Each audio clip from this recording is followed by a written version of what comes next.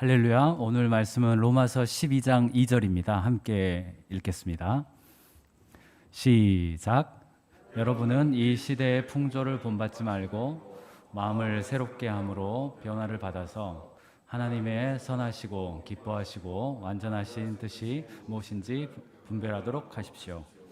아멘.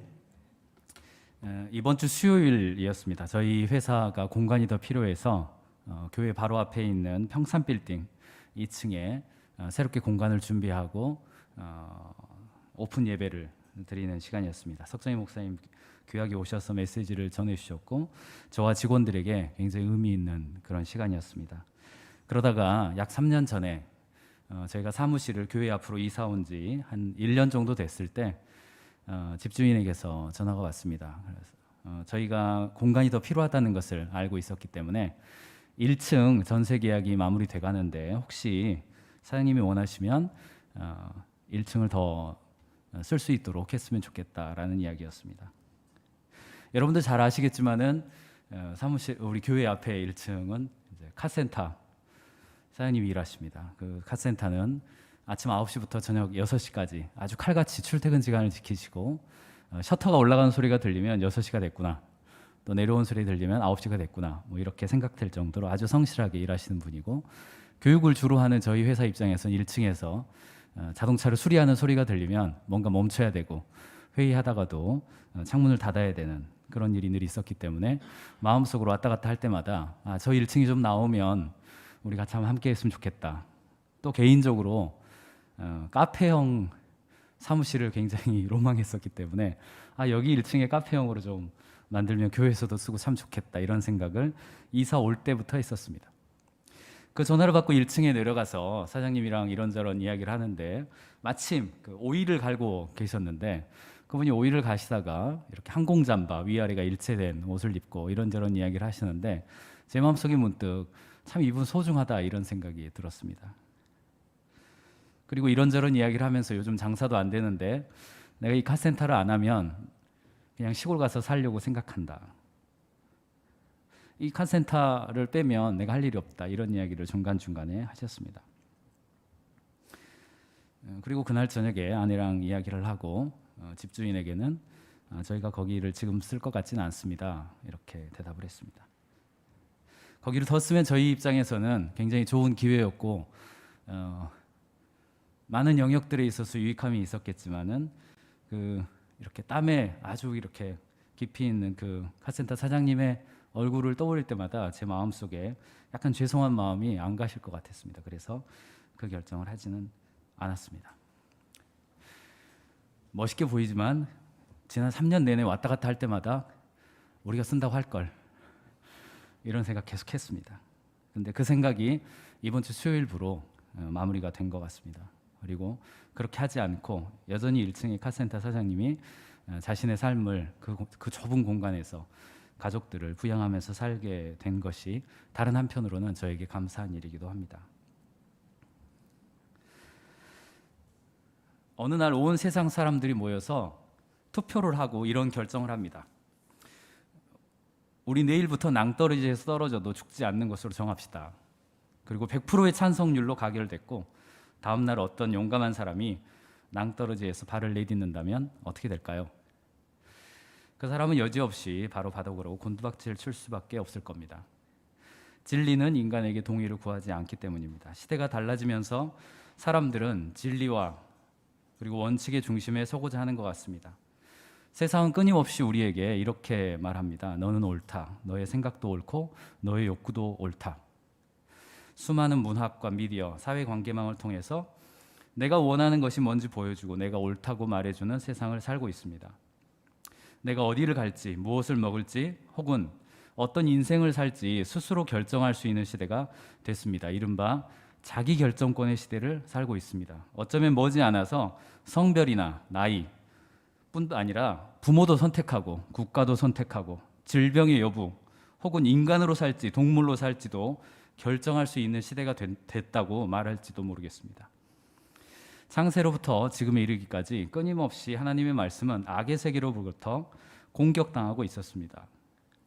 하나님께서는 그 악에 대해서 직접 멸하지 않으시고 우리 그리스도인들이 자발적인 선택으로 하나님의 말씀을 수호하기를 바라시는 것 같습니다. 마치 부모가 자녀의 잘못을 보았을 때 그것을 지적하기보다는 스스로 잘못임을 알게 하고 싶은 것과 마찬가지인 것 같습니다. 그것을 통해서 진정한 사랑의 관계를 얻고자 하는 인격적인 선택이죠. 인류의 문명의 발전은 하나님이 창조하시고 또 섭리하시는 자연계에 존재하는 여러 법칙들을 발견하고 재배열하는 과정을 통해서 발달해 왔습니다. 커피는 태초에 하나님이 그 맛을 심어 놓으셨지만 인류가 그 맛을 발견하고 전 세계적인 풍미를 활용한 것은 그리 멀지 않은 과거입니다. 석탄에서 화력을 발전하고 석유에서 에너지를 얻는 방식도 모두 자연에 이미 존재하는 법칙과 지혜들을 우리 인간이 발견하고 재배열하는 과정을 통해서 인류를 풍요롭게 하나님이 인도하셨습니다. 앞으로도 인류가 개척하는 수많은 진리들은 사실 이 우주에 편만한 창조주 하나님의 지식과 지혜를 발견하는 과정이 될 줄로 믿습니다. 우리는 이제 머지않아서 자동차가 혼자 다니고 화성을 여행하고 빌딩에서 얻는 식물을 먹게 될 겁니다. 우리는 그것을 통해서 이웃을 섬기고 사람들을 풍요롭게 하는데 기여할 수 있습니다. 진리는 변하지 않는 창조의 원리를 발견하는 것입니다. 종종 진리에 대한 탐구가 부족해서 오던 오해의 시절도 있었습니다. 지구가 평평하다든지 태양이 지구를 돈다든지 하는 것들은 진리를 탐구하는 과정에서 발생한 무지이지 그 자체의 진리의 거짓을 말하는 것은 아닙니다. 하나님이 창조하신 피조세계는 무궁무진합니다. 동시에 인간의 상상력과 지혜도 그러합니다. 하나님은 무한한 가능성으로 세상을 창조하셨고 우리에게 그 일부를 보고 경험할 수 있게 해주셨기 때문입니다. 그래서 우리의 발견이 부족하다고 해서 절대적인 진리가 사라지는 것은 아닙니다. 인간의 인식이 어떻게 바뀌어도 진리는 변하지 않습니다. 최근에는 절대적인 진리는 없고 오직 인간의 인식과 인간의 합의가 절대적인 진리보다 우위에 있다고 하는 생각이 늘어나는 것 같습니다. 결국 진리 자체인 하나님 자체에 대해서 도전하고 인간이 신의 위치를 차지하려고 하는 시도입니다. 틀린 것은 없고 오직 다른 것만 있다고 말하는 시대가 되어갑니다. 사람은 윤회해서 다시 태어난다는 불교도 옳고 사람은 오직 한 번 사는 것이고 그 후에는 영원한 심판이 있다는 기독교도 동시에 옳다고 주장하는 그 주장이 받아들여지는 세상을 살고 있습니다. 마치 앞집 아저씨도 아빠고 옆집 아저씨도 아빠고 뒷집 아저씨도 아빠라고 말하는 것 같은 거죠. 진리는 기본적으로 배타성을 내포합니다. 낭떠러지에서 떨어진다는 주장은 떨어지지 않는다는 주장과 동시에 옳을 수가 없는 것이죠. 모든 종교의 진리는 옳다는 주장은 정답은 없다는 주장만큼이나 자기 모순적이죠. 산으로 가는 길은 여러 갈래지만 결국 산 꼭대기는 하나라는 주장 역시 자기 모순적입니다.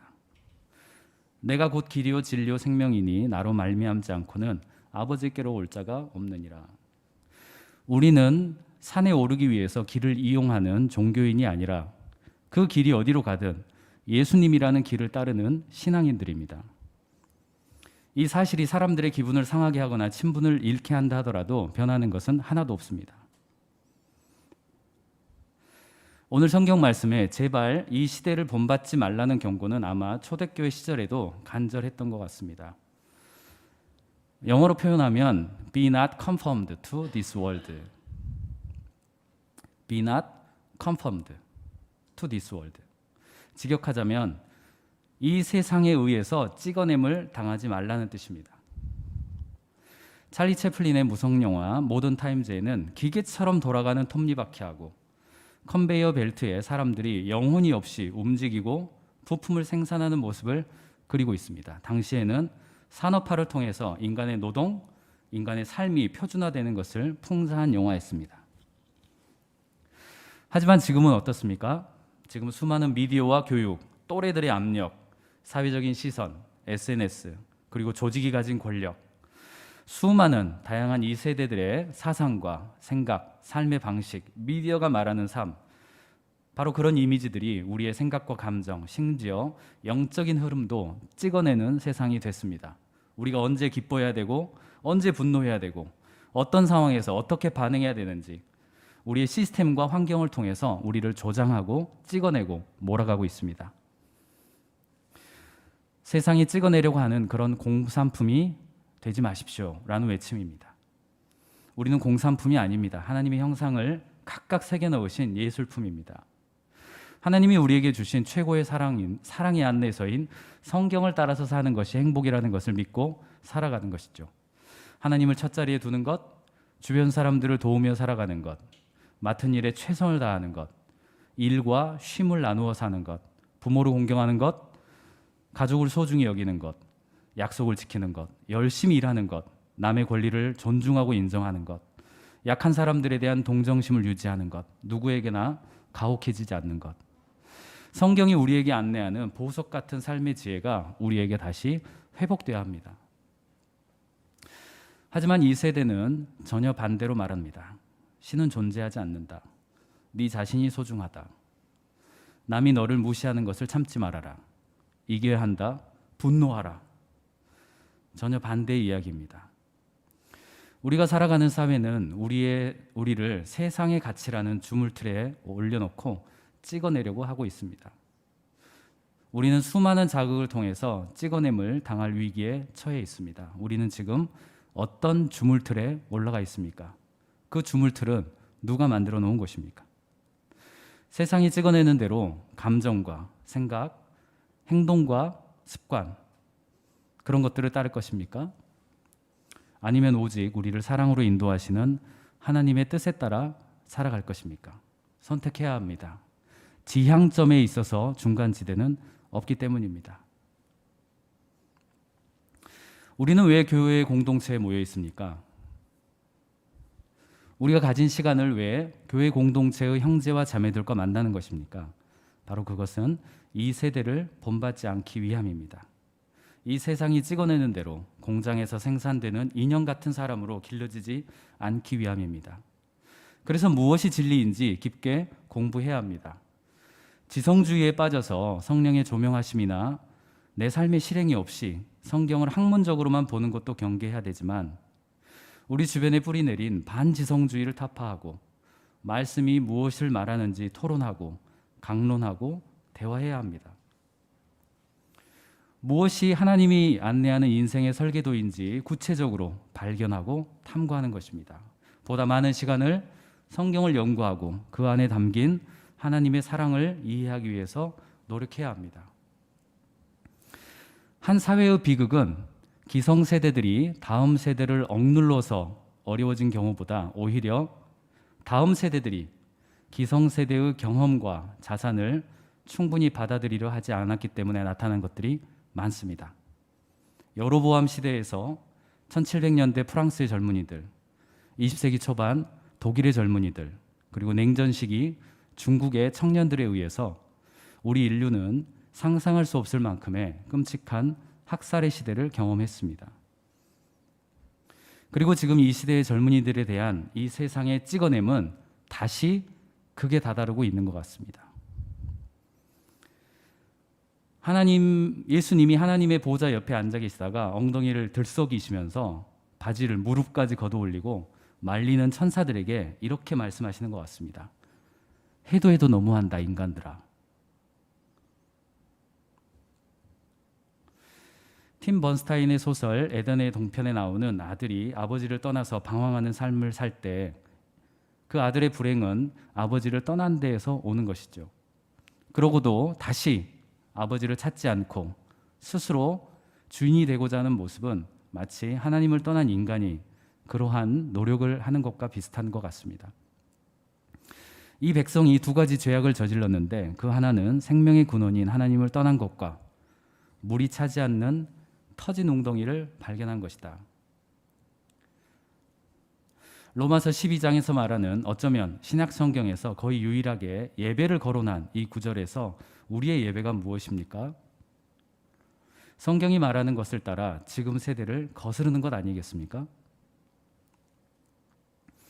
저는 경영 컨설팅 회사를 운영하고 40명의 젊은 세대들과 함께 일하고 있습니다. 저 역시 치열한 비즈니스 세계에서 일하는 사람입니다. 사람들은 비즈니스를 이윤으로 목적으로 하는 것이며 가능한 적은 비용으로 최대의 수익을 창출하는 것이 방법이라고 말합니다. 그렇게 찍어냅니다. 하지만 성경은 분명히 그렇게 말하고 있지 않습니다. 일 자체가 사랑이다. 네가 하는 일 자체가 예배이고 섬김의 행위다. 네가 하는 그 일 자체를 통해서 하나님의 열매를 맺는 것이다. 세계적인 호텔 체인인 리츠칼튼 호텔에는 아주 유명한 서비스 원칙이 두 가지가 있습니다. 제1은 고객은 항상 옳다. 제2는 고객이 틀렸다면 다시 제1 원칙으로 돌아가라. 이것입니다.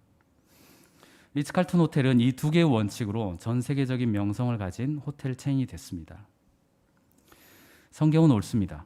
성경이 틀렸다고 생각되면 그것은 성경이 틀린 것이 아니라 내 인식에 문제가 있는 것이겠죠. 성경이 그렇다고 하면 그것이 옳은 것이죠.